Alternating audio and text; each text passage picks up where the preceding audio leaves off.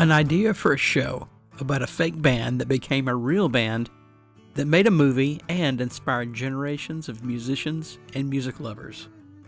The clock in the sky is pounding away. There's so much to say. Welcome to I Got a Song. Once again, ladies and gentlemen, it is time for I Got a Song, the average podcast about exceptional music. This is episode 55, episodio 55. I'm your host, Clay Collins, and joining me, as usual, is co-host, co-creator, and wonderful man of the world, Michael Long. Say hello, my boy. Hello and hi. Yes, we are back. Oh, man, it is 2025. It is New Year's Day, my brother. How you doing? It's a New Year's Day. It's a new day, a new year, man. And we're going to drop a couple of new episodes. Yes. Looking forward to this, man. We always look forward to these shows, for sure. We do. Yeah. 2024 was pretty amazing. We started the show, and we made 50-something some odd episodes and did a Christmas episode. Almost just like we're, like some legit podcasters or something. Still not quite. We're getting there. We're climbing the ladder. Yeah. You got to start somewhere. That's right. We started at the beginning. Some people start in the middle. We decided to start at the beginning. Ground floor, buddy. Ground floor. What are you doing today, sir? Well, right now I'm just hanging around the hotel, but I'm getting ready to head out tonight on a trip down to South America. Cool. Sounds good. Good. That's kind of about it. Yeah. It's really good to see you.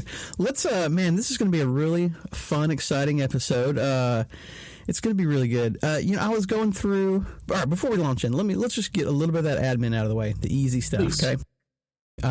You can find us on just about any place that you want to listen to podcasts, including Good Pods is a new one that we're on now. Nice. Yeah, Good Pods. We're there, and iHeart, Amazon, Spotify, Apple, anywhere you listen to us, please leave us a 5-star review or whatever. Tell us you like us. Leave us a comment. Just 5-star reviews. We'd appreciate it. That's right. Yeah. And, exciting news. We now have an official merch store. Oh, yeah. We do. Now shipping worldwide. Shipping worldwide. Nobody asked for it, but if you decided you wanted to support us, with a little monetary exchange, you can go to the I Got a Song swap meet. Yes, I Got a Song swap meet, and there's some goodies to be found on there, some cool stuff with our logo, and it's exciting. And let us know what you think. Let us know if there's anything that you would like to see on the merch store. We might or might not be able to make it happen, but like we have said before with the podcast, we're figuring things out as we go. Clay's been doing a bang up job on getting a lot of this set up and running, just like the production on the podcast, man. You put in some long hard work, man. Well, thank you. It was a lot of fun to do, just like the show. So, go in there. I mean, there's some very handsome mugs. There's some hoodie. There's a hoodie. There's a couple of shirts, different styles, long sleeve tee. Whatever. Go check it out. Anyway, you can find it at igotasong.swapmeet.bigcartel.com. And I'm sure Clay will leave a link to that in the show notes. And so no, I'm going to hide it. I'm going to make it as difficult as possible. Oh, because we want to remain underground to keep our credit. We want to remain underground, but we also want it to be rewarding when you do eventually find it and decide, hey, I need that mug. And yes. And hey, by the way, they seem to be shipping orders relatively quick, because I already ordered my mug just a few days ago and got a notification yesterday that it has shipped. So, yeah, these are made to order, by the way, so that I'm not stocking tons of stuff in the rock closet here. Correct. Yes. So they're amongst the panels behind you. Yep. We don't need more stuff in here potentially falling and hitting me in the head. Anyway, oh my gosh. Merch store. I Got a Song swap meet. Check it out. Yep, please do. Do we have any other announcements? I can't think of much to announce. I think that's really all about it. Let's launch into the show. Michael, I was going through, while I was going through, doing the Christmas episode and just kind of browsing through, I noticed there's a little bit of a gap, a little bit of a hole in our list of songs and artists, there's just a little hole that I noticed that needs to be filled, and I'm going to do that today. And is the hole like a genre-sized hole, or is it more like an artist-sized hole? It's an artist-sized hole, and you know what I think I'm going to do is I'm going to send you the song. If you're joining us for the first time, what Michael and I do is we share songs with each other.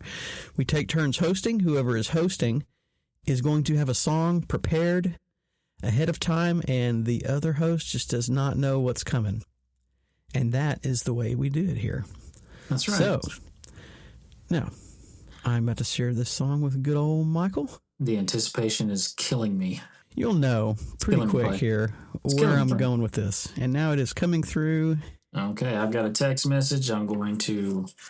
I've got several text messages. What's going on here? Let me bounce out of that. And what? Oh my. We have Porpoise Song by the Monkees. Yes. Oh my goodness. It's time to talk about the Monkees. Oh dude, yeah. I'm thrilled about this because for those of you who don't know, and that's probably the vast majority of you, Clay is a big fan of the Monkees. I really am. And has been for just about as long as I've known him. Oh, yeah. I'm going to tell a very long time. all about my history and my love for the Monkees.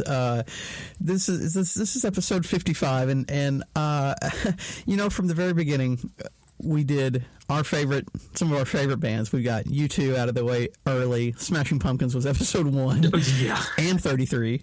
And then also, let's see, we did the Beach Boys, who's like, I feel like they're your equivalent to my Monkees. You know? Yeah, I'd say that. Yeah, and when there's going to be, we're going to talk about that. But man, yeah, from the 1968 movie Head by the Monkees. Let's go into it. Let's listen to Porpoise Song. Okay, yeah, let's do it. All right, we'll be right back, folks. Hey, you know what? Actually, I meant to hit stop, but it's still recording. What we're going to do, Michael, is we're going to watch the portion of the movie Head where this song is most prominently featured. It's the complete song, but you'll get the visual along with it because we're going to talk about the movie Head by from the Monkees. You're familiar or a little bit? I know you haven't seen it, but I've never seen it. You know it exists. You've talked about it, and so I'm familiar with it in that regard. But that's about it. Okay, all right. So I've heard it's kind of a trip. To put it mildly, yes. Oh, jeez. Yeah. So you're going to get a taste of that. So we're going to watch Porpoise Song and listen to it. All right, and we'll be right back.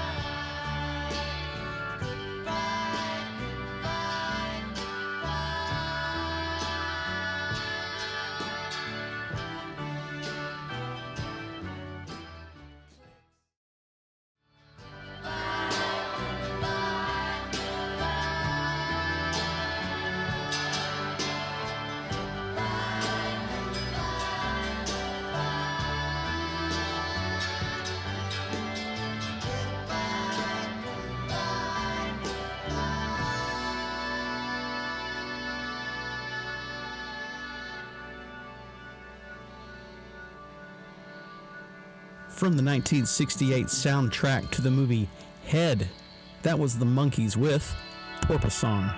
Michael Long, how you doing? What a ride, huh? That was a trip, man. Yep. That word's going to come up a lot, probably. Yeah, no doubt. It's pretty trippy.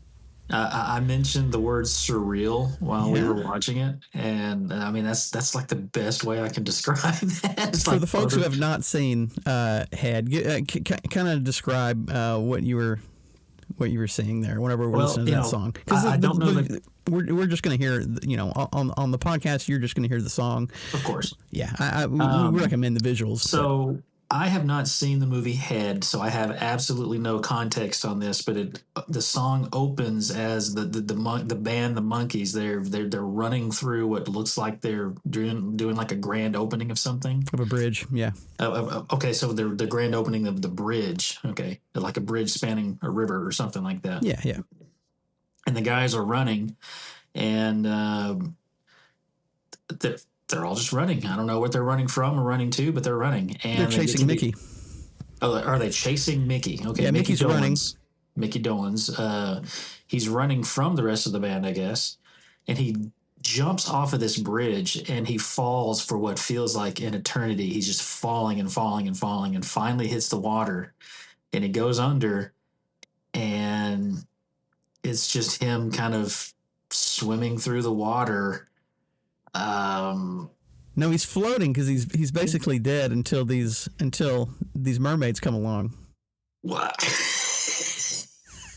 So he's rescued by these creatures from under the water. And, and you notice like they pull him because he sinks to the bottom. And and meanwhile this solarization effect of the video is in full effect. That's the word I was trying to look for. That there was an effect while he's underwater, and I guess it's kind of solarization, symbolizing that he's passing or something. Like I don't know, or it's just like this otherworldly experience for him. Sounds like a lot of supernatural baloney to me. Supernatural, perhaps. Baloney. Perhaps not. I'm guessing he's dead because he's not moving, except that he's sinking.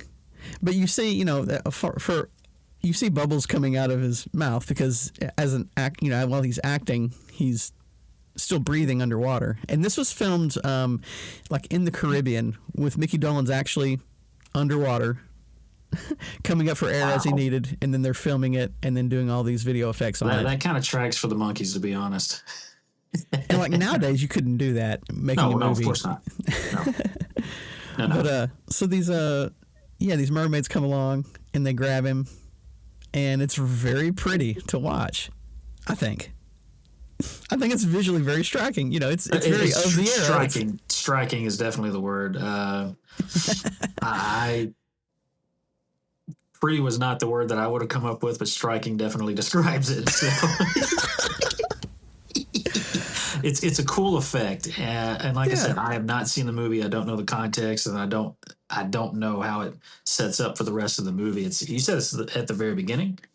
Yes, and this scene kind of repeats itself at the end as well. There's a different I don't know. There's another. There's more of it, and there's still a chase scene in the final. If you haven't seen it, just no spoilers. I mean, I guess it's a spoiler. I'm going to tell what happens, but basically they do this running sequence again at the end of the movie, but all these different characters and actors and stuff that they've met throughout the movie are now chasing them down this bridge. And so you've got like a football player chasing them. You've got all these different characters that you've seen throughout the movie now chasing them, and then Mickey jumps first, of course, and then at the end of the movie, the final three they all jump too. Wow. So we can talk about the movie Head, but let's talk more about the song first, because we do talk about movies, and you can't really talk about. I mean, I guess you can talk about Porpoise Song and some of the other songs on this album. But you got to talk about the movie a little bit. But the song is what grabbed me. The song serves the movie as opposed to the song kind of standing on its own. But we'll get more to my impression and thoughts here in a minute. But please continue. The song is what I heard first, and so when I heard the song first, we're going back into when I was a child, probably, I don't know. Some of my earliest music memories are listening to the Monkees, and I guess I don't know if I saw the show first because it was on Nickelodeon. I was going to say my first and the majority of my exposure to the Monkees was the show. Here we come, walking down the street. We get the funniest looks from everyone we meet. Hey, hey, we're the Monkees, and people say we monkey around, but we're too busy singing to put anybody down. We go wherever we want to. Yeah, and some of the songs grabbed me, and I mean it was a show for kids, you know. Of course, it's and so like some of the songs grabbed me, and so I started buying their tapes. I probably started with, you know, a greatest hits one, you know, because their first couple of ones are basically greatest hits by songs that they, you know, they're songs that they basically did not write, because whenever they formed, they were, you know, 100% manufactured, you know. Yes, it wasn't there like a casting call. Oh, yeah. And all that sort of thing. Yeah. Yeah, there's a casting call. It's basically said looking for 4 insane boys between 17 and 21. And this was like in 1966, I think, because the Beatles were taking off, and a man called Bob Rafelson was going to start this show based on, it was, you know, kind of based around Hard Day's Night, you know, taking a band, you know, like the Beatles, and I'm not going to talk a whole lot about the Beatles. Those conversations versus the Monkees, they're everywhere. Yeah, I'm not going to make a big deal. I'm not I- going to talk a lot about the Beatles, okay? I'm going to talk about the freaking Monkees. Yeah, please do. All right. So I started buying tapes, and I didn't really know where to start, so I would just be walking through. Where did we buy tapes? It wasn't Sam Goody yet. What were they called before Sam Goody? In the mall? In Longview Mall? Oh man, I didn't do a lot of music shopping in the mall. When I was buying tapes, it was either Walmart or Kmart, and Yeah. and then later Hastings. So I didn't buy a lot of music in the mall. Early on, I knew that Walmart didn't have the music that I was allowed to get, which for one was like contemporary Christian was basically what I could listen to. Right.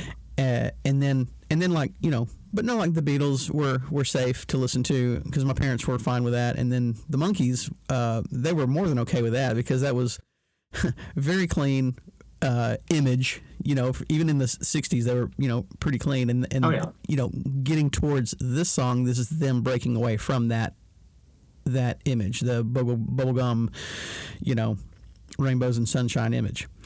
But so like I grabbed some Monkees tapes, and you know, some of the big songs like Last Train to Clarksville and Pleasant Valley Sunday, those are good hits. Daydream Believer. Yeah. Yeah, I didn't like that one. I don't like the Davy Jones tracks. Oh. I Want to Be Free. I Yeah, I know those are big songs. Those are Daydream Davy Believer. songs, but it's I okay.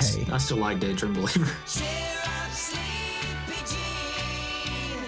Oh, what can it mean to a daydream believer and a homecoming queen? But like those are like very sunny bubblegum AM pop songs. Those Davy Okay. ones. But you also deep dive the Monkees, and I don't. So I Yeah. I know. I don't have. Again, I don't have much of an exposure beyond the big hits and the TV show. Right. So yeah. And so I think this song showed up in a compilation or something called Missing Links. They had 3 tapes called Missing Links Volume 1, 2, and 3. And I don't know why anyone would ever really buy those except me, because they were like deep deep tracks. Like Monkees deep tracks. And it's weird that they would be out there, you know, but they were. And so this song, Porpoise Song, was on there, and it stood out, and I was like, wow, this is really, really pretty, and it doesn't sound like any of their other stuff, because I guess I came to it after already knowing, you know, the hits. So Right. I found it in the correct order, I guess. But this one, and then also on the same soundtrack, Circle Sky. And I'm going to show you Circle Sky. I don't know if I'll make this a double episode. I thought about it. But Circle Sky is a Mike Nesmith original. Okay. And there's a lot of Mike Nesmith stuff. Boy, I'm going to be going all over the place, man. I'm trying to get...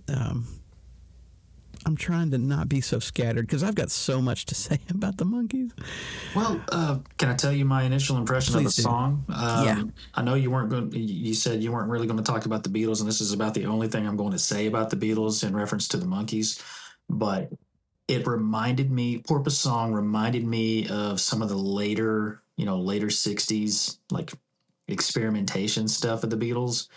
It sounds very, Lucy in the Sky with Diamonds type. Vibe, I guess. But I feel like, as with a few other episodes and songs that we've highlighted before, that you really kind of need the visual to go along with it. Is that a fair statement?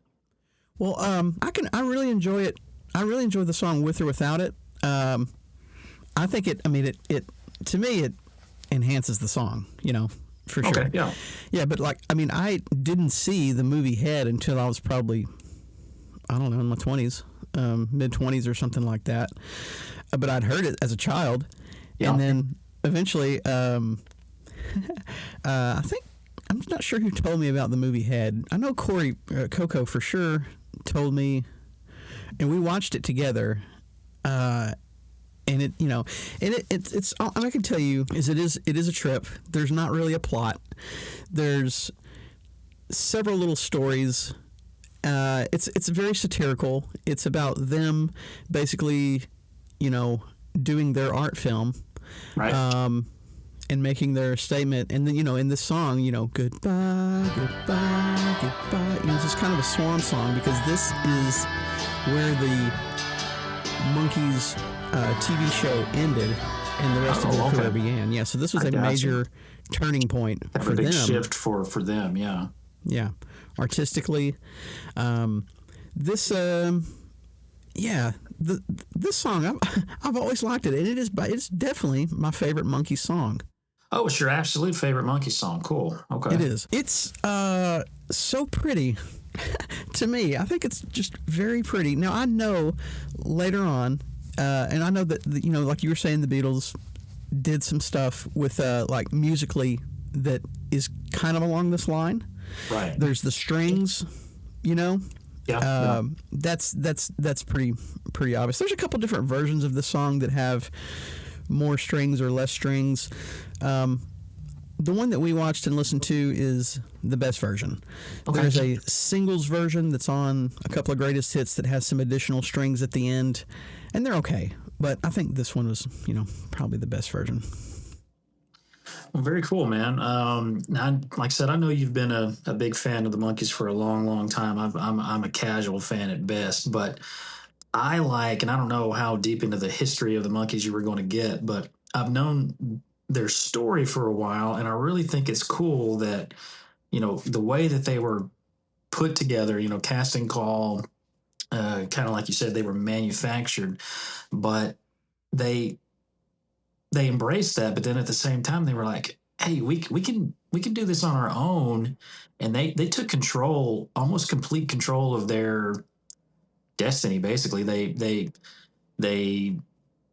kind of broke away from the pop scene a bit, and all the shine and sheen of that, and took control of their own production and started writing and performing their own stuff instead of being told what to sing and put together and all that. And I just admire that. I think it's really cool, and it's always only been the four of them. That's right. That's right. Yeah, Mickey Dolenz, Peter Tork, Michael Nesmith, and Davy Jones. Right. Nailed it, dude. Yeah.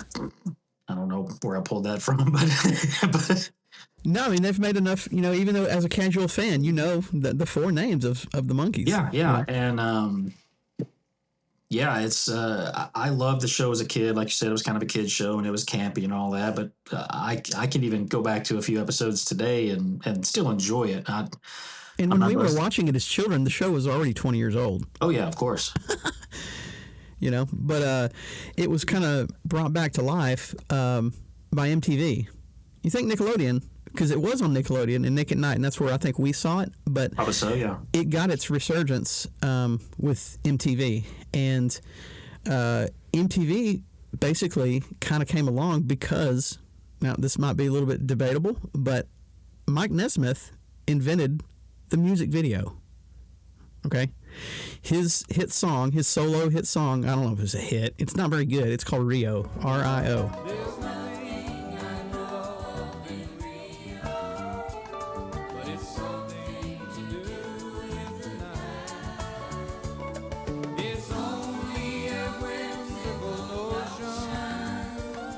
To fly down to Rio tonight, and I probably won't fly down to Rio, but then again I just might.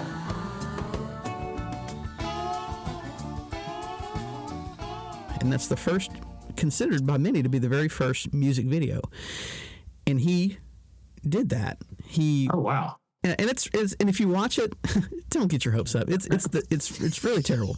I mean, it's like, no, it is. I'm not going to make you watch it or listen to it. The song's not especially great, but historically, that's considered to be one of the first music videos. And Mike Nesmith basically, I like to say that he invented the music video, and a lot of other people think that too. Wasn't Mike Nesmith kind of I don't want to say like the brains or the genius behind the Monkees, at least once they kind of took their stuff over, but wasn't he, how can I put it?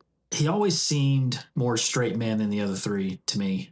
Right. And in the show, he was like kind of considered to be the leader, Right. And, but now no, I mean, there really wasn't really a leader. They all had their own, I don't think, but I think like when the show started, like the first couple of, like the first series or the first season or something, he was kind of like that seemed to be like the most level-headed, maybe. Level-headed, most mature, probably, a little more serious. More of a straight man than the rest of them, although he did have his goofy moments. A lot of them.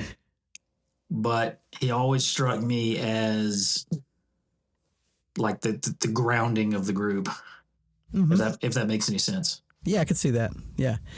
And so he and Peter Tork were the only actual musicians. I was going to say, I thought Michael was the only one, but he and Peter Tork were both musicians prior. Yeah, they were both kind of in the folk scene doing stuff. And then Mickey and Davey. Now, Mickey played guitar, I think, as a child, but Mickey and Davey were both like child movie stars. They were already in the business. Okay, yeah. Mickey Dolenz was in a few like Disney movies, like early 60s black and white stuff. Yeah. And then Davy Jones was, I think he's from Manchester. Yeah, he's English, but I don't yeah, for sure. I think Manchester. But he was, he was like song and dance stuff and like tap and like all the kind of stuff that Clay does not like at all. If you can imagine like a glossy black top hat and a cane, that whole song and dance kind of shtick, that was his thing, and that was his wheelhouse, and he was good at it. But he was also a jockey. He was a short guy, and he rode horses. He loved horses. That was one of his things that kind of stuck with him for forever. But that, whenever that was their kind of beginning. And here's another funny thing. And I said I wasn't going to talk a lot about the Beatles, but you have to mention the Beatles on this, because on the Ed Sullivan Show, the famous "Ladies and Gentlemen, the Beatles." Oh, yeah. That very episode, Davy Jones was on set. He performed prior to the Beatles. There was some kind of like little skit or music number, dance number, something that he was on stage performing on the Ed Sullivan Show that very night. Yeah, that's cool. Yeah. So like the debut of the Beatles on Ed Sullivan, Davy Jones performed prior to that. That's correct. On the show. Oh, that's really cool. I never knew that. It's funny. There's lots of little tidbits that I'm going to try to drop a bunch of them. There's so many with the Monkees that are like, did you know that the Monkees did blah, blah, blah? I'll give you another one. Like, okay, whenever the Monkees were taken off and they started going around and they were starting to perform, they had one opening act, a man named Jimi Hendrix opened for. What? Oh, Yep. That's wild, man. Yeah, and I've listened to Mike Nesmith's autobiography. I think it's called Infinite Tuesday Afternoon or something like that. It's really interesting. I like Michael Nesmith a lot. He's probably, him and Mickey, they're probably my favorite Monkees. Yeah, I got to say that. Okay. I like them quite a bit. But Michael Nesmith talked about Jimi Hendrix, and they were friendly, and whenever Jimmy got big, they were in different scenes, completely, but they were friendly. So I think that was really cool. That is very cool. I'd seen just in my meager little, looking at notes. So they were formed in mid '60s, but they had broken up by 1970 initially. That's right. And then they've done a few kind of get back together reunion type things since. Oh yeah, throughout the career, there's been lots of different versions. They've always been the Monkees, but they've recorded with and without other members of the group. Like, the most recent one was 2019. The last two surviving members was Mickey and Mike, and they did a tour. And there's a live album of it, and it's really good. A lot of it's really good, okay. And there's lots of them. They've got a good, solid band performing with them, it's good. It's good. They and there's good banter. They're funny guys, and they love each other. You can tell that they're friends, they're brothers. See, and that's they've awesome. Been through it all with each other, and there's a lot of different times where they didn't like each other. They didn't want to work with each other. I was going to say, that there's going to be that kind of strife, but at the end, I do like how they were able to still come together even at the end. And I think I saw where Mickey is the only last surviving one now, right? Mickey Dolenz is correct. The only one left. Yeah, he is 79 presently, as of the recording of this episode. The first one to pass was Davy Jones. He was 66. Yeah. He had a heart attack, unfortunately, way too early. Right. It was pretty unexpected. He had. I watched an interview with his four. He has four daughters. Yeah, and there were three of them were in this particular episode that I think was on. Some kind of British news thing I saw on YouTube. But I watched a bunch of interviews. But wow, they love their dad. I was really happy to see them talk about him. They're like, he loved horses, and it was just unexpected. And he was proud that towards the end of his life he had won some kind of horse race or something. Like he was like as a 50+ man, he won some kind of like division of horse racing or something, and had like this trophy. yeah, it was his. He was really proud of that, and his daughters were proud of him too for that. But very cool. Yeah, so he went way too soon, and then after that, Peter Tork passed in 2019 at 77. He'd struggled with cancer for a long time, and yeah. And now, then I remember when both of those guys passed. It was a blip on the musical radar. Seemingly, but it was still sad. Just being a fan of the show from when I was a kid and seeing like, oh man, what? Oh, come on, Yeah. So it's funny whenever this is. I don't mean to get dark, but when we're talking about rock stars passing, you're pretty good at sending me a text like if somebody's passed away. You're like, hey, such and such passed away. Yeah, like, and when I get a response, you're like, oh, bummer. I don't know how to respond sometimes. But when Mike Nesmith passed, I honestly thought about Mike for a little while. Yeah. I was legitimately sad about him and Tom Petty. Oh yeah. Because those people made music that really like I can be sad that Prince passed, but he didn't have any music that like touched me deeply. Right. No, I get that. He's got good songs. I love Prince, but he didn't have anything that touched me deeply like Tom Petty or Michael Nesmith.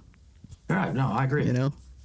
And I was sad, but listening to his audiobook, I know I'm bouncing all over, but I think it's within the I think it's appropriate since we're talking about the Monkees and they're kind of all over the place, right? That's the way I'm going to do this. Yeah.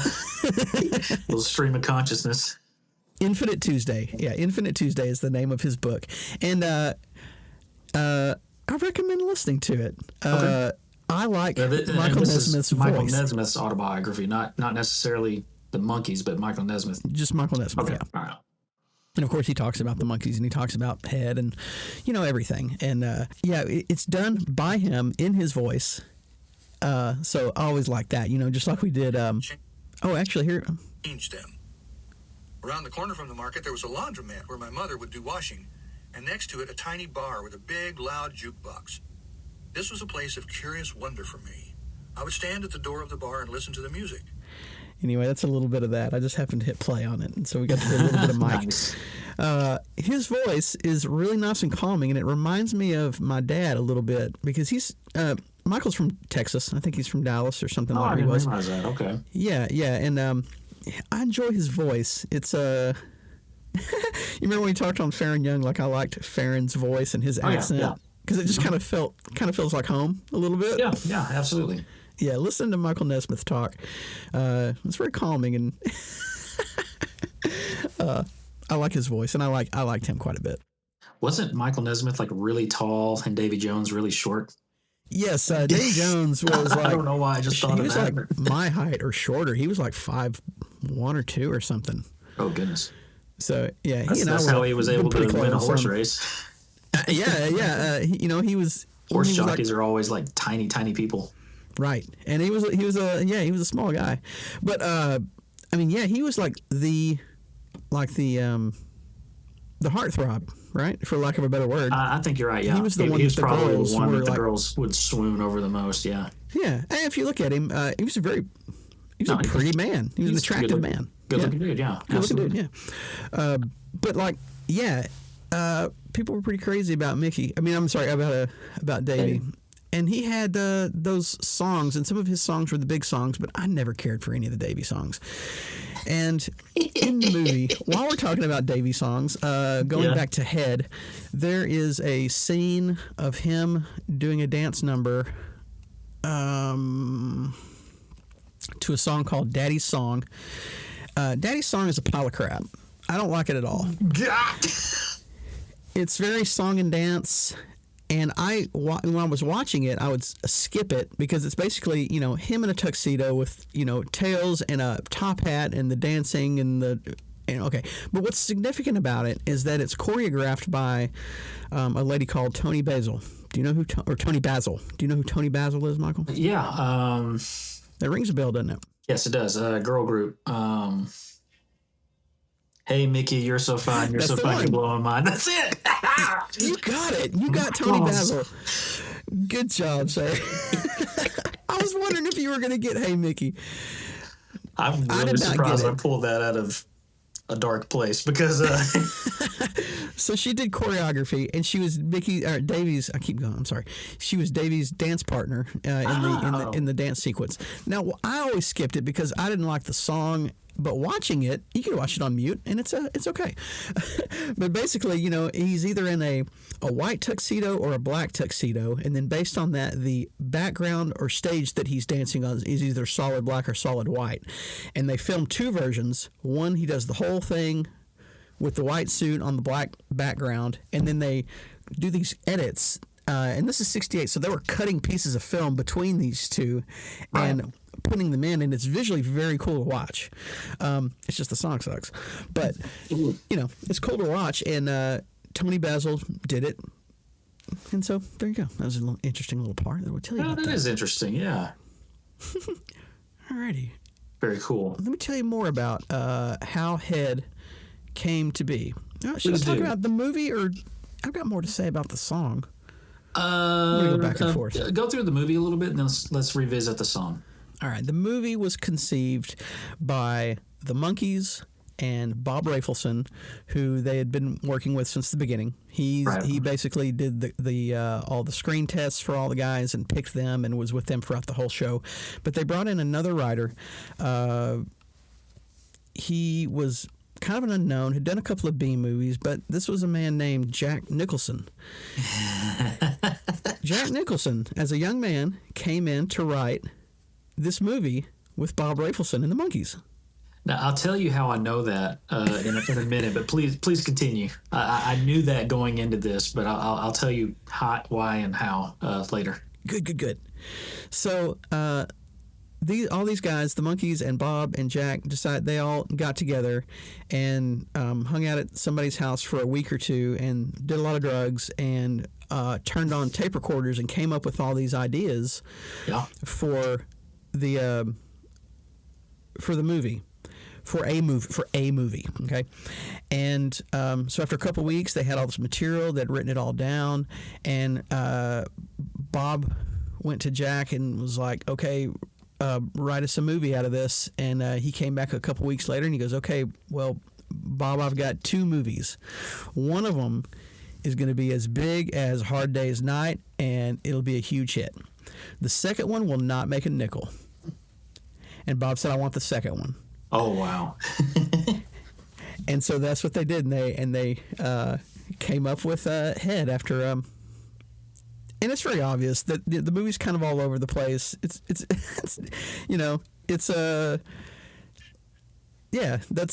that's what came out of it. And Jack Nicholson loves the movie, and I saw a couple brief little interviews of him talking about it, and I'll probably put a little sample of it in here because it's really fun to listen to Jack talk about it. I was almost thinking I was going to be a director rather than an actor, so I'd been writing. Rafelson and I were talking, and I said, Bob, I can write a movie about anything. He said, yeah, well, could you write a movie for the Monkees? I said, the Monkees?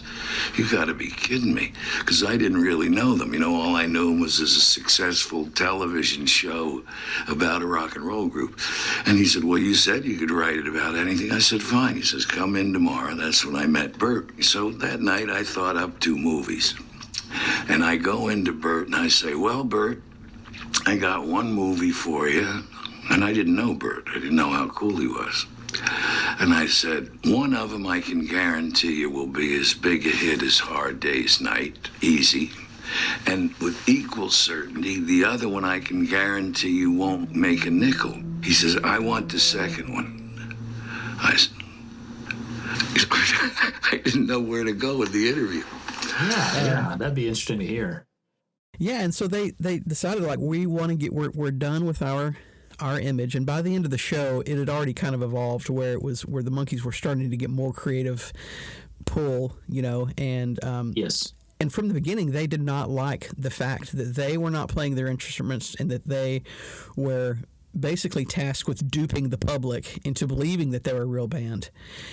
And they were really upset about the lack of creative input that they got to put into their show. Okay. But like you mentioned, they evolved into a real band, and they learned all the songs and began touring, and they did all that. So that's kind of how the movie came into to its fruition a little bit. Tell me a little bit more? What was your connection on Jack and Head or whatever? So there's only one way I could have possibly known anything about this movie, other than word of mouth from Clay, and that's because you've had a poster of the movie hanging on your wall for years, and and in like big bold print it says it has a credit to Jack Nicholson on there, and I was like, when I first saw it, I pointed to it as like the Jack Nicholson. We're not talking like some unknown Hollywood writer in a basement Jack Nicholson, but like and you're like, dude, yeah, the man, and he appears briefly. He appears briefly in the movie. Oh, I didn't know he was in it. Yeah, there's a scene that's like all the crew who are on set filming whatever little part of the movie. It just backs up and you see, that it's all, a movie set. And like Peter's walking around. He's upset that a part of the movie has him punching a waitress. He's like, no, man, the kids aren't going to dig it, man. I'm all about peace. I can't be hitting a woman. And then like, you see Jack like directing and he's talking. He's like, no, you go over here. You need to do this or something. And you just see him briefly. He's talking and he's in his late 60s garb and looking great. But he's in there, and then also Dennis Hopper is in there. And there's a brief cameo with him. Very interesting. These guys all rolled around together back then. Yeah, and so the connection is that after Head, Bob Rafelson and Jack Nicholson and Dennis Hopper made Easy Rider. I was going to say Easy Rider, yeah. Yeah. Interesting. Now, the movie Head had a couple of different names before they landed on Head. First, it was going to be called Changes, and then it was going to be called something else. I can't remember. But anyway, they landed on Head. And so one of the reasons for naming it Head, Jack and Bob they knew they were going to make something after, and so they wanted to be able to put the tagline on their next movie, "From the people who gave you Head." That's what they wanted. Yeah, that was their idea. Yeah. Yeah. Well, I mean, marketing genius. What can you say? Yeah, they thought that was pretty clever, and nobody saw Head, so putting "From the people who gave you Head" that would not work. So, but that was their little joke. Wow, that's amazing. Now, Easy Rider has become like a huge cult classic in the years since. Have you ever seen it? Easy Rider? Yeah. If I have, I don't remember much about it. I know it's like biker culture or something like that, right? Yeah, it's a biker movie, but it's also a hippie culture kind of movie. Okay. Because it's all about being free. Kind of. Right, It's just kind of what I remember from it. But I do know it's Dennis Hopper and Jack Nicholson primarily, and I just have this image in my head of these two guys on these huge hog motorcycles. It's Peter Fonda. Yeah, Peter Fonda. Okay. Yeah, I can't remember if Jack is in it like a little bit, I think. But he's not like the main. It's Peter Fonda and Dennis Hopper. Dennis Hopper. Okay, see. Yeah, they're the two main. I really don't think it's been a while, and I'm not looking right now. You can look if you want a bit. Are you gonna look? No. Okay, yeah. I don't care. I'm not gonna bother because chances are I'm not gonna go watch it. So. Yeah, and Head also had. It's funny about Head, so. Jack Nicholson, Dennis Hopper in there. Frank Zappa is in it. He has a. He's actually in an episode of one of the last episodes of the Monkees TV show. Oh, interesting. Okay. Because him and Mike were close, and Mike does an interview with Frank where Mike pretends to be Frank, and Frank pretends to be Mike, and Mike interviews Frank as Frank. Okay. What? And then Frank responds as Mike. Okay, so they're being each other. And I've seen it a couple times. It's very funny. It's very funny, very clever. Let's see what else. Frank Zappa was in it. Yeah, he's in a scene where he talks about. Okay, when I talked about that Davy Jones song on Head, Daddy song, after it, Davy is talking to Frank Zappa, and Davy says, "What'd you think?" And Frank Zappa says, "The song's pretty white." Yeah. He said, "You should really focus more on your music." Because the youth of America are depending on your music, or something like that. The song was pretty white. Well, so am I. What can I tell you? You've been working on your dancing, though. Oh, yeah. Well, I've been rehearsing it. Glad you noticed that. Yeah, it doesn't leave much time for your music. You should spend more time on it because the youth of America depends on you to show the way. Yeah? Yeah. Monkees is the craziest people. He just walks off with a cow. He's walking a cow on a rope, by the way. I didn't mention that. He's got a cow bizarre. with him. It's very bizarre, yeah. There's lots of stuff like that in the movie. It's a trippy movie. It's a cult classic. There's I found a picture of this poster that's that you have on your wall, and immediately comes to mind is a picture of the monkeys. They're just jumping, they're falling. Or are they falling at that falling point? Off the bridge? Yeah. Okay. Yeah.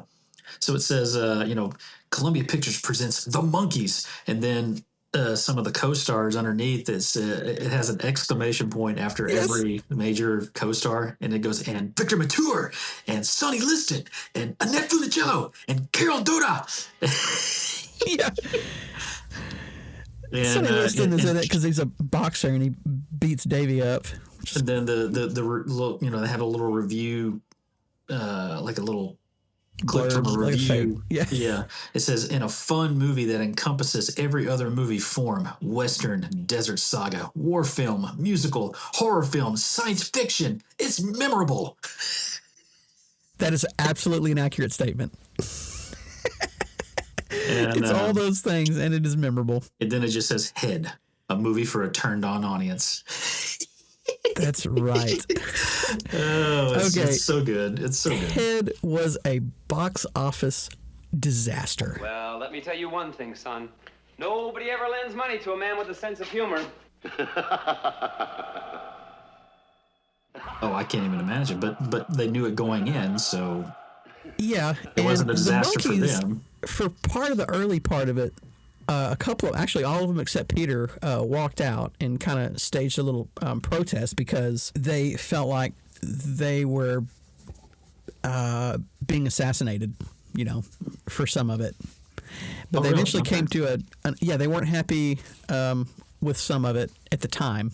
Now, towards the end, they all say that, like, hey, we're proud of it. It is what it is. It was weird, but it's a trippy little cult classic that they're very proud of now. But yeah, there was some strife, in the beginning, like making it, and they, would have a disagreement and walk out, but anyway, it eventually got made. But it cost about, from what I could tell, about $800,000 to make. And it grossed like $17,000. Oh my gosh! Wow. Yeah, it was terrible, and it suffered from like bad marketing. Okay, there's like some radio spots that you can find, but it did not get pushed to the degree that it should have, or in the ways that it should have, and like so. And like the movie itself was not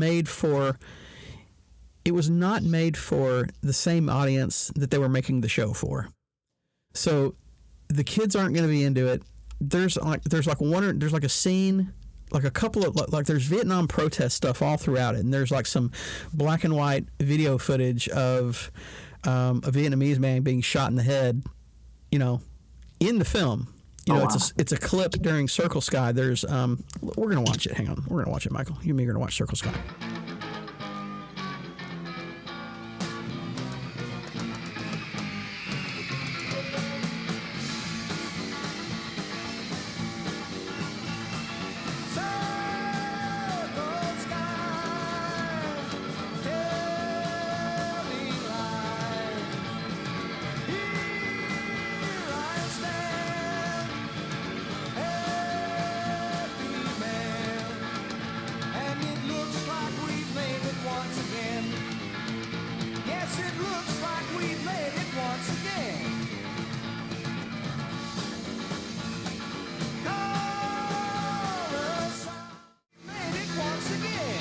I love those sideburns on Mike, by the way. Oh man, they're epic. And this Gibson SG he's got, gorgeous. The kick drum says drum. Oh, there goes Davey with his maracas.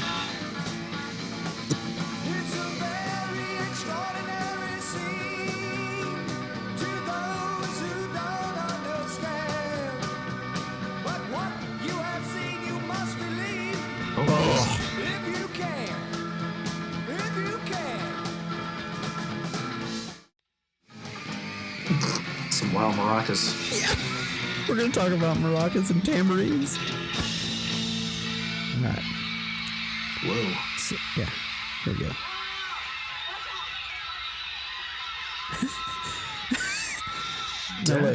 They're mannequins.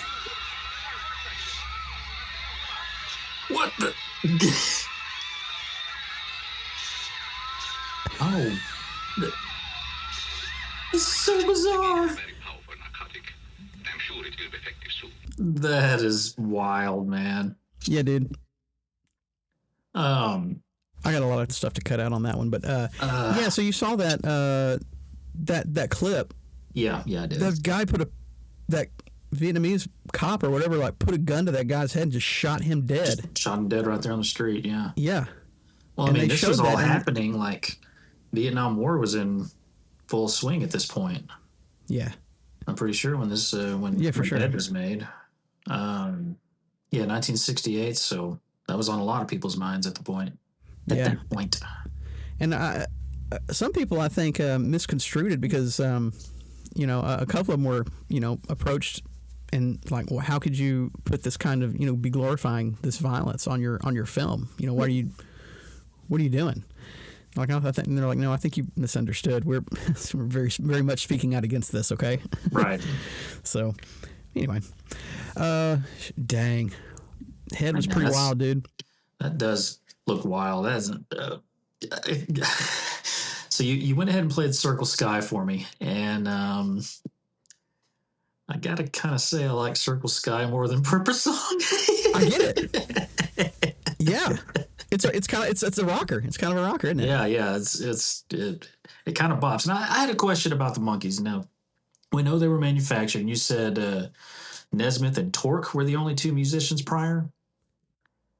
Yeah, as far as their like vocation. Okay.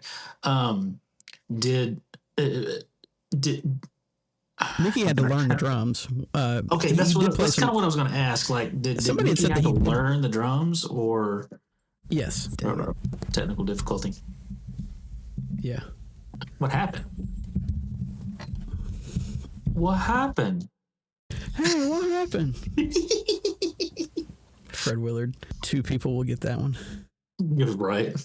So in the meantime, the Monkees, yeah. So they had the show, they had the movie, they broke up and came back together, I believe, in the 80s for some sort of reunion, and then came back together, I want to say late 90s, early 2000s, something like that. And they had like a made-for-TV special. Do you remember that, Clay? I believe I do. I don't think I watched it. So being a fan of the show from a kid, I think, like I said, I want to say this TV special was like... Can we pause? Yeah. All right, enough monkeying around. Oh, welcome back. Nice. I had to do it. Bravo. Right. So we were talking about Circle Sky. We were, yes. What'd you like about it? I don't know. It was less psychedelic, I guess. More of a traditional, It was a rock song. It's kind of a rock song. More of a traditional poppy rock song, yeah. Yeah. I don't know. I liked it. I don't do much like that. And I don't want to make it sound like I dislike Porpoise Song. I like it just fine. It's just you played Circle Sky, and I was like, I kind of like this song more. But for being a Monkees deep cut, I like it more than Porpoise Song. But yeah. Cool. And I'm not sure if they would really. I guess it would be a deep cut. It wasn't a single. Porpoise Song was a single. It made it to number 68. Right. That's it. No, I'm sorry. Number 62. You know what? A charted single is a charted single. I mean, yeah. It was released as a single. Yes. And it reached number 62 on the Billboard Hot 100. So, bully for them. Circle Sky, they played it. They played that live on that live album. They played Circle Sky live on their last live album with him and Mickey. And it's good. Okay. I listened to it a little while ago. I enjoyed it.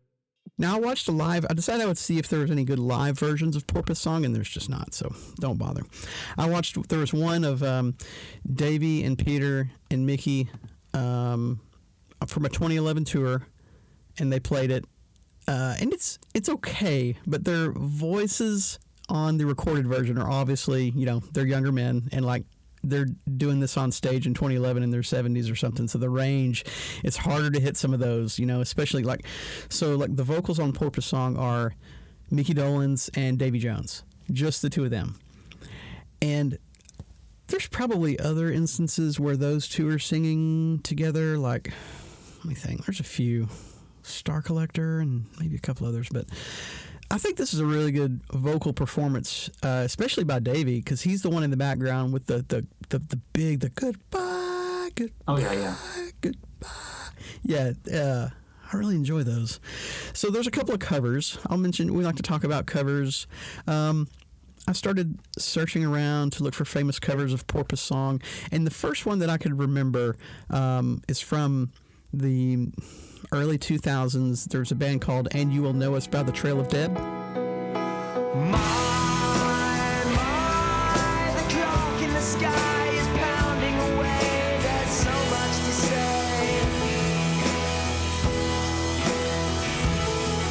A face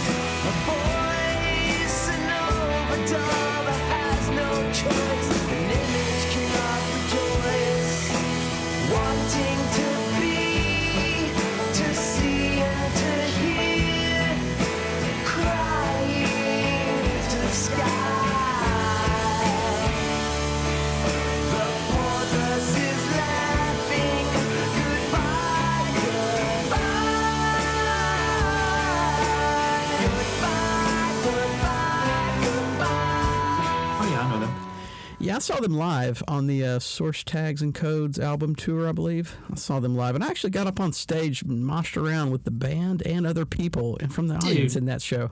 How have I never heard this story? What? Yeah, I saw And You'll Know Us by the Trail of Dead with my friend Angela. And when was this?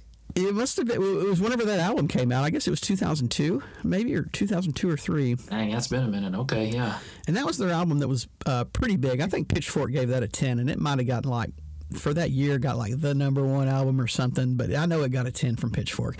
And I listened to a little bit of it. It's pretty good, but the cover of Porpoise Song is good. It's not great. But I'm glad that they did it, and I thought it was pretty cool. Let's see here. There's another band, an Aussie band called The Church. Not familiar.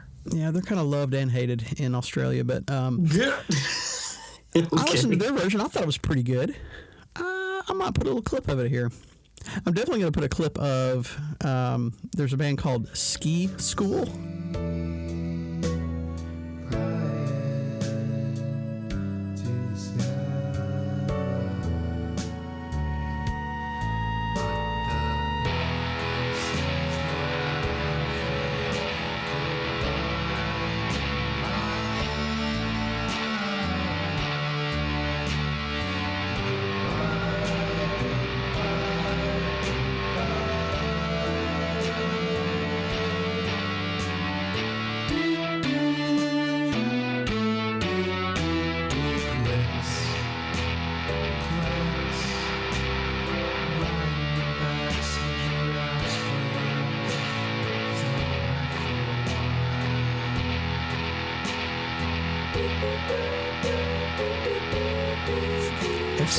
School. Yeah, okay, Ski School.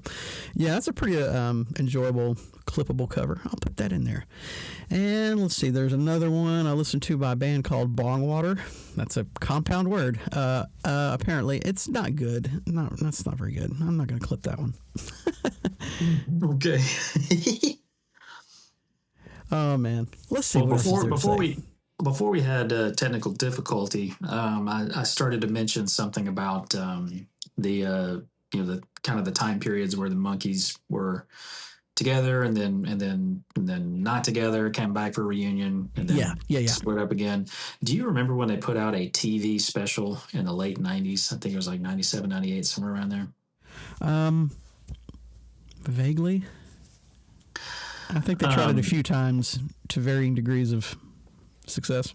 Well, it's called Hey, Hey, It's the Monkees. It aired on February 17th, 1997 on the ABC network on a Monday. And, sorry.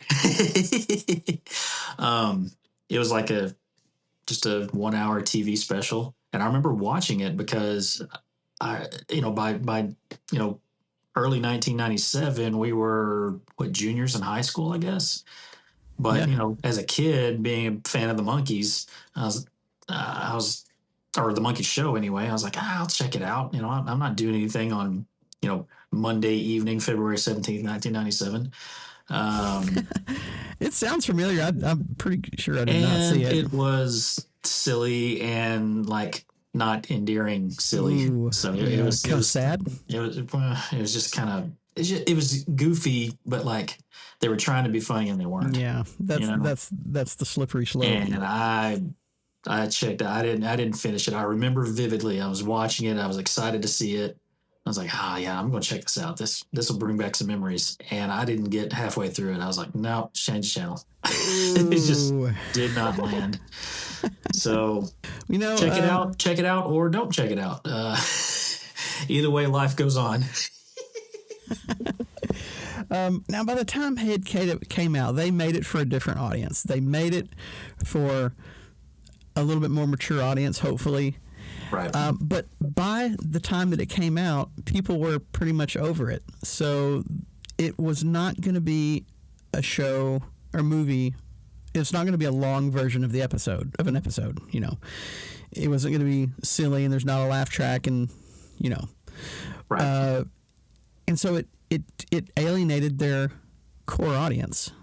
They didn't like it. I can imagine. And they wanted to make it for a more mature audience, but the more mature audience didn't give a crap about the Monkees because that's for an immature audience. They were in a really weird spot. They were in a weird spot, so nobody really cared. I feel like maybe if they had done that movie maybe like 5 years later instead of like immediately after the show, they probably could have gotten a bigger audience for it. Yeah. In my opinion. But yeah, that's kind of a shame. You mentioned that they knew going in that they weren't going to, they weren't going to make any money, but I had to think that they probably thought they were going to make more than they did. Yeah, it was. I'm sure it was a disappointment, but going back, the Monkees. Let me see what else I can say. Leading up to Head, their first two albums, the Monkees and More of the Monkees, were all the songs were. Or there's maybe like among those first two albums, there's maybe one or two Mike Nesmith originals. All the other ones were written by Boyce and Hart. I can't remember their Boyce and Hart. Michael Boyce or I can't remember. But most of them was written by these guys, and then they would bring in the Monkees to do vocals.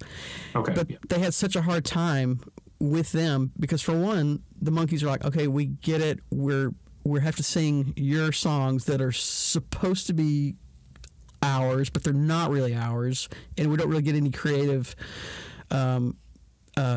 credit or input, and so we're not going to be very cooperative. And so a lot of times they eventually would have to bring in each individual Monkee to sing the tracks individually, apart from the other guys, because they would just goof around and sabotage the process.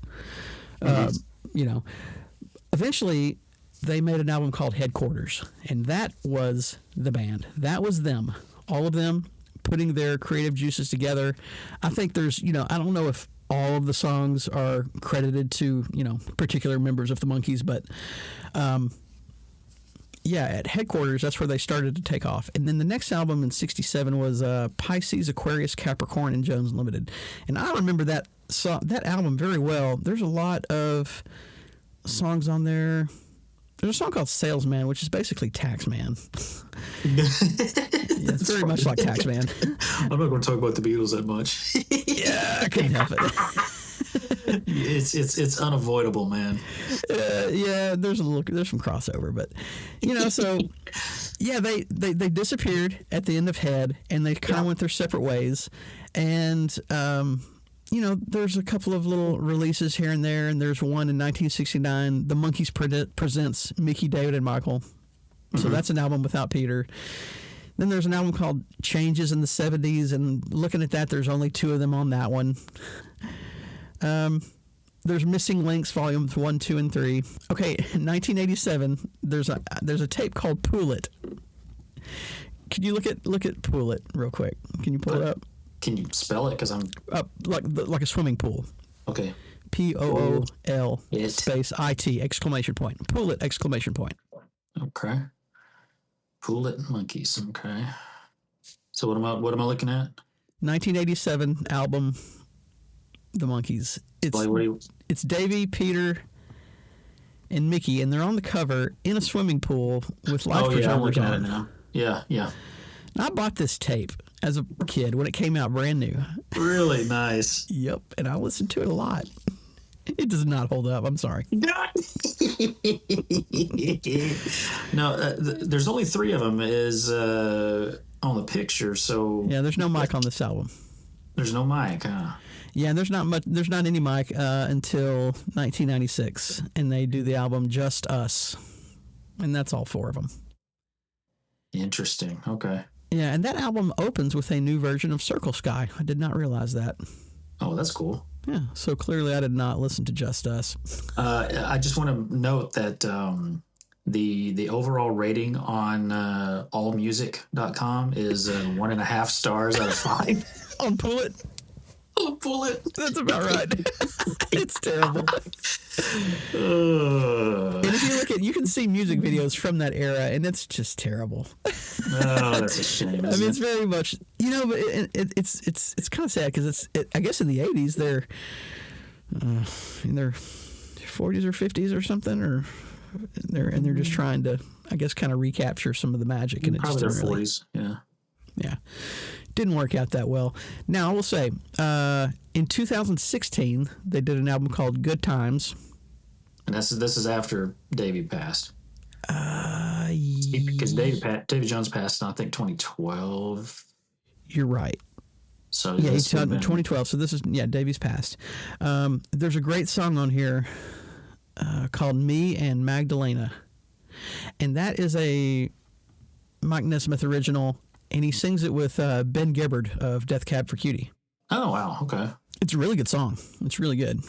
I'll put a little clip of it in there. Secluded in the canyon, lost within a turn of fate.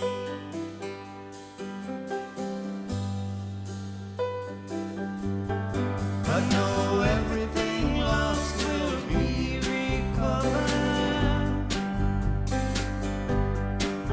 when we drift into the arms of the undiscovered. Don't know if I've ever loved any other half as much as I do in this light she's under. Yeah, I think that's the one that's got Ben Gibbard on there. That's a good one, though. And then, in 2018, they released an album called Christmas Party. Oh, here we go.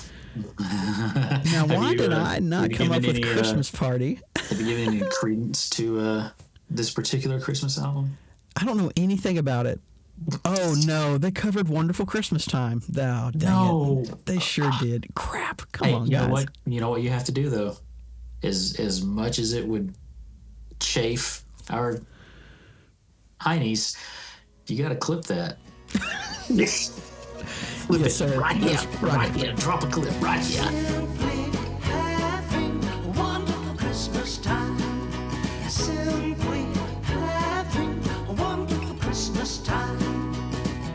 The word is out about the town. Hope you guys enjoyed that clip. Ugh, I'm done. The last release by the Monkees was a 2020 live album called The Monkees Live, The Mike and Mickey Show. And it's I've listened to it, and it's good. It's pretty good. If you like the Monkees, they've got a good band, and it's if you like the Monkees, I'll recommend it. But I know it's not going to be for everybody. And since the beginning, the Monkees have been important to me because I knew, even from a kid, that they were a fake band. Like I could watch them play, and they're like, they're not really playing that, aren't they? They're not. That's not real, Yeah. And so I knew that the Monkees were not cool. I think they're cool now. And I thought they were cool, but it was not. I will say this: it was not cool to be a Monkees fan, probably. Right. In the 80s and 90s. But because you're like, okay, they had their thing and they're still trying to do something, and that's just kind of sad, And so it was deeply uncool, I felt. But I had this thing where I can't deny these songs that are a part of my childhood, and I like them. Of course not. And I didn't make a big deal about the Monkees whenever I was learning about music in the 90s and coming into my own, and I didn't really embrace it for a while until I was just like, hey, I like what I like. If you don't like it, just go away. Just don't listen to it. And as a younger person, your attitude is like, I want to be with my friends who think that this is cool. And if I start talking about the Monkees, then, they're going to give me a hard time. I don't need that. Well, part of their shtick, at least originally from the TV show, seemed to be like, we're nerdy and fun. We're not necessarily cool. And I feel like some of that they had to kind of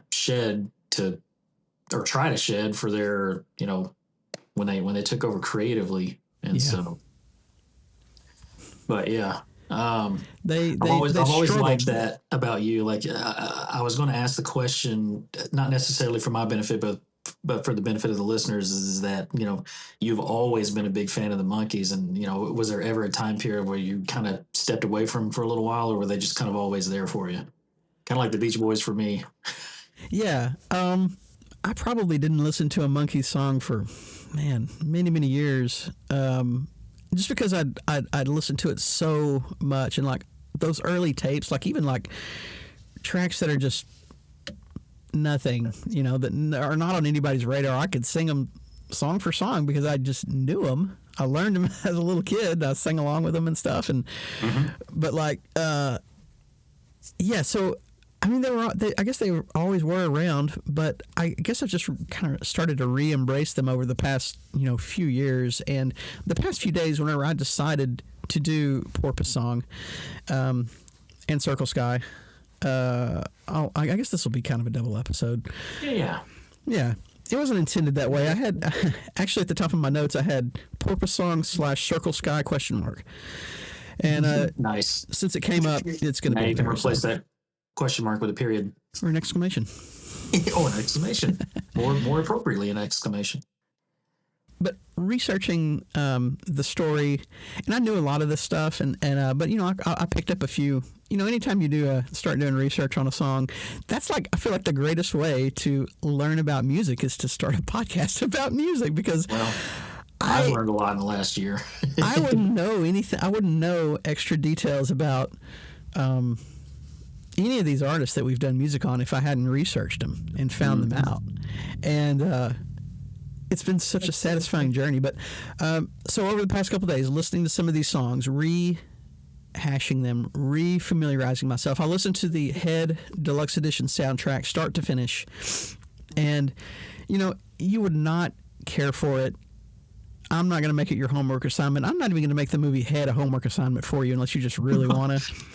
It's all over the place. It's an art film. It really is. There's not much of a, and there's a lot of, there's some silliness, and it's enjoyable to me, but I just, it's definitely not for everybody. I mean, there's a reason why it only made, $16,000 at the box office. Okay. It's just, yeah. But it's, I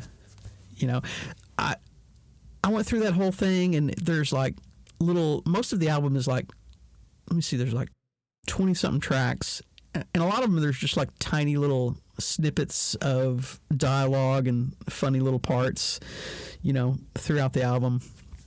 And you can hear some demo versions of parts of the movie where they're all kind of doing a little shtick, and you can hear Jack talking in the back a couple times, and I had a lot of fun revisiting some of their songs. But to answer your question, there's times where I want to hear the Monkees, and then most of the time I don't really think about it.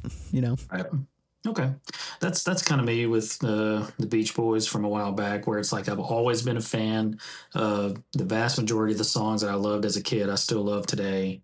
Some of them kind of fell off my radar, and the majority of their late output just did not resonate with me at all. But yeah, I'm kind of the same way with that. It's I don't know. They've always been there, and they're always there when I come back to them. That's right.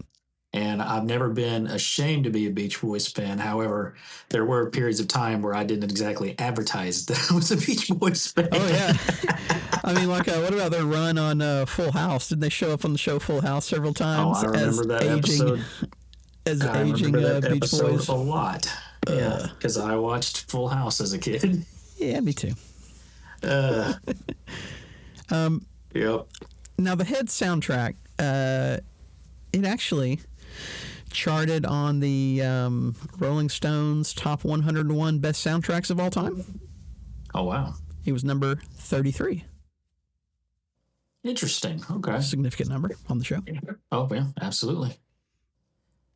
And that's pretty generous, I would say, because there's a lot more better soundtracks than this, probably. But I am a soundtrack and Circle Sky make it. I can probably think of well over 33 soundtracks I'd rather listen to. But yeah, it's not your bag. Just like the Beach Boys. I prefer not really your bag. Yeah, that's right. And that's fine. That's fair. That's cool. Yeah, I think we have equal respect for our opposing tastes on these disparate bands. Yeah, I mean, you're wrong, but it's cool. Yeah, but you're wrong though. Yeah, okay, but you're wrong though. So, man, I'm looking at my notes, and I think I've got it all. I think I've said. That's awesome. The only other thing is Terry. You know Terry Garr, the actress Terry Garr from Young Frankenstein. Yeah, she made. Or I was going to say from Mr. Mom, but she made her actorial debut on Head. Really? Yep. Just a real quick scene with Mickey. She's like bitten by a snake, and one of the famous lines is she's holding her finger up to Mickey, and he's holding his face towards her finger, and she says, "Quick, suck it before the venom reaches my heart."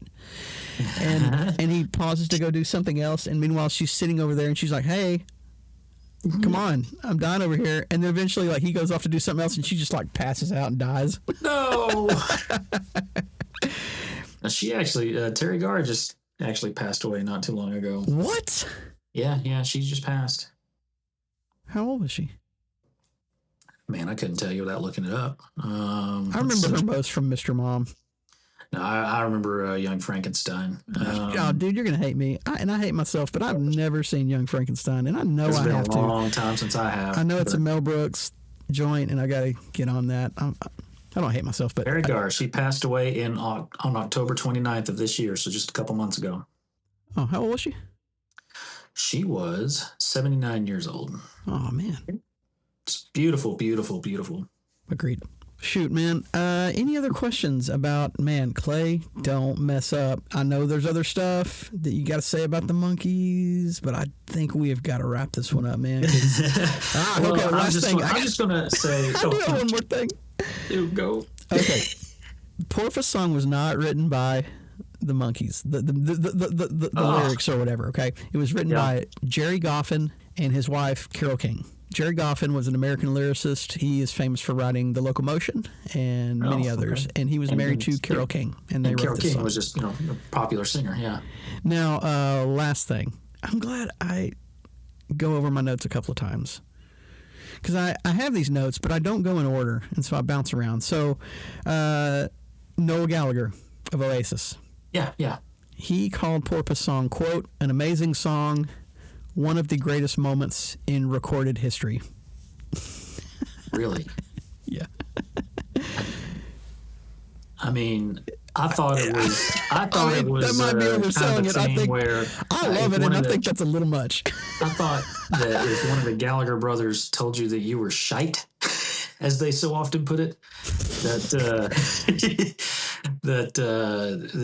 that was the biggest compliment you could receive from a Gallagher brother. So I'm not sure how to take that particular praise. Yeah. Is he being genuine or is he being snarky? On one, I know if he disliked it, he would not say that it's. I think you would genuinely know if he didn't like it. Like on the one quote, he said it was one of the great moments in recorded history, and another one says one of the great moments in psychedelic music history. But it sounds like he genuinely does like the song. So yeah, that's what I would take away from it, which is cool to get praise from a more contemporary artist. Yeah. About a song like that. So that is cool. Absolutely. Well, man, I love the Monkees. I do. They get some crap. There's a lot of just garbage Monkey songs. There's a lot of ins, a lot of outs, a lot of gutters, a lot of strikes. Yeah. There's more. There's probably more gutters than strikes. But whenever really, man, there's over the years there's so much Monkees material, and the big ones were big for a reason, and they are great songs. And there's not a whole lot of like. Okay, with their most recent stuff, who the hell knows? And like Missing Links 2 and 3, who the hell knows? I'm not going to dig into those, but they made their mark on me, and I've got songs that I will forever love and cherish. And Porpoise Song is the one. Circle Sky is the other one. Damn it! There's a lot of good Monkees songs. And I appreciate you bringing them up. Finally, I'd kind of thought. I think it was probably as far back as when I did the Beach Boys that I was like, I know a Monkees episode is coming because and it's like if I've already touched on the Beach Boys at this point, I don't remember how many episodes ago that was, but I was like, the Monkees are coming. Clay's saving himself for the right time for the Monkees, and it's going to come. 2025, and we landed. Yeah, New Year's Day 2025. Yeah, it was a gaping hole in our repertoire. You're right. You're absolutely right. And we've hit it. And I hope everybody enjoyed, because this has been. I've learned a lot about the Monkees, and I appreciate that. So I'm glad. I'll said put a that few. Daydream Believer is a great song and will always be a great song. And you need to revisit. Do it, Clay. I will take that under advisement. Do it. I'm probably. I've assigned it. It is decided. I'm the decider. Homework for you. Is this your homework, Larry? Daydream Believer revisit. Daydream Believer. I'll do it. I'll do it for Michael. I'll do it for Davey. I'll do it for Peter. Do it for Michael. I'll do it. Yeah, man. I love the Monkees. I'm really psyched that we got to talk about them. And you know what? I'll put my top 5 favorite Monkee songs in the show notes, just in case anybody wants to. I asked you that earlier. Drop a top 5 list. Because just browsing through their early couple of albums, I bet you stumbled across a few songs that are like, oh yeah. Yep. I'm looking at Headquarters. You Told Me, the opening track, is a great one. Randy Scouse Git is another really crazy, weird Mickey Dolenz original where he's just like scatting, and it's like cool. It's like just good. Okay. Yeah. Anyway, I'll make a little note. That's all we got on this show. I've got to wrap this one up, dude. I'm sorry, because you got a show to do, and I've really taken up a lot of time talking about the Monkees. But heck yeah, well, I'm ready to roll into that one after a quick break. Anything else on the Monkees, dude? No, I just appreciate that we finally got to talk about them. And me too. Man, you took so many great notes on this. I can tell that you're a fan when you just have so much interesting stuff to say about an artist or a song or an album. It's great. Thank you. Yes, sir. Thank you. Oh, man, I'm really pleased that we got to honor the Monkees. So, all right, ladies and gentlemen, this is going to wrap up this particular episode. Remember, music is a gift, and we recommend that you give generously. And you know what? We're just going to see you on the next one. Thanks, Mikey. That's right. Let's roll into it, man. We'll see you, Clay. All right, bye-bye. Bye-bye. Soon. Hey, we really appreciate you listening to the show. If you've enjoyed what you heard today, go ahead and check out the rest of our episodes and share them with your friends. Be sure to follow us and find us on Instagram at I Got a Song Podcast. You can find us on Twitter at I Got a Song Pod. And we would love to hear your voice, so leave us a Google voicemail at 323-903-SONG. Thanks a lot. We'll see you next time. Soon. I'm going to cut this out. No worries. It's riveting. It's a good thing we don't do these live. People will be walking out. Not that anyone would show. You want to do a live I Got a Song show? We're not. We got a show. We're not Yossi and Rob. We can't do live shows where people will show up, and we can't sell out an arena. They'll be like, I got a what? We can sell out a closet. It's like I got something else to do.